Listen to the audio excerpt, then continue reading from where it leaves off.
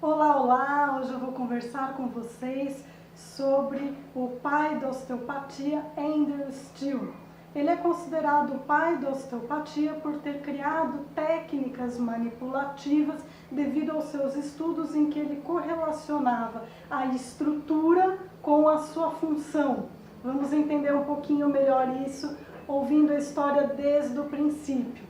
Ele nasceu em 1928, seu pai era médico e missionário, então eles mudavam muito de cidade.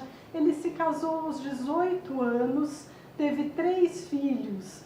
Após 3 anos do casamento, sua esposa faleceu, ele chegou a ter um outro casamento e também começou a estudar a medicina. Ele sempre foi muito crítico em relação à medicina e ficou ainda mais crítico após a morte dos seus 3 filhos devido a um surto de meningite. Ele se sentiu bastante impotente e viu que precisava estudar o corpo humano de uma forma diferente. Ele foi percebendo, por exemplo, que determinadas zonas rígidas, seja aqui, por exemplo, no abdômen ou numa articulação, quando elas estavam rígidas, ou seja, com uma alteração do seu estado normal, e ele mobilizava e ganhava de novo, restaurava aquela mobilidade, aquele estado normal, a queixa do paciente melhorava e a função daquela víscera ou daquela articulação, por exemplo, melhorava. Então é aí que começaram os estudos correlacionando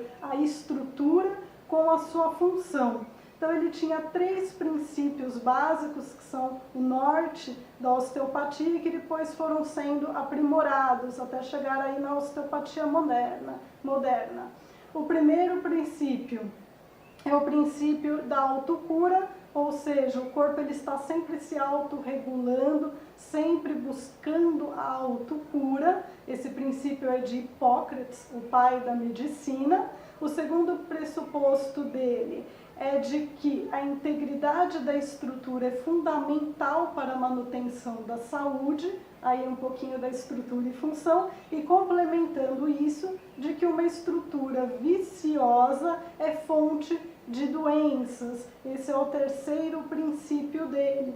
Por exemplo, se eu tenho uma cifose, eu tenho uma estrutura aqui viciosa que vai modificar o posicionamento dos meus órgãos e, consequentemente, pode modificar a sua função, ou até mesmo a função da própria coluna, gerando dores. Tá certo? Então fica aí um pouquinho da osteopatia e até a próxima!